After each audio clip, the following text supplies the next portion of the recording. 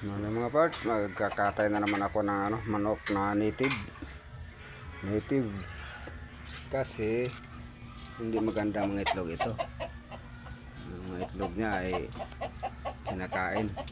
May bago ako dito mga. Ito yung mga palahiin ko. Ito. Mga bago ako dito. 2 babae, 1 lalaki. Yun yung palahiin ko. Obserbahan ko muna ito kung ayos itong mga itlog na ito. Pag hindi, palitan na naman. Patay ko na yung manok.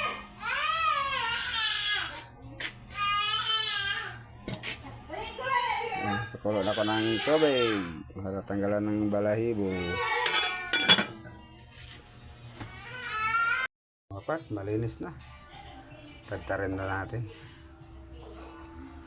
Ayan part, natsap ko na. Para hapunan na lang to kasi alanganin na. Isda na lang yung pananghalian namin.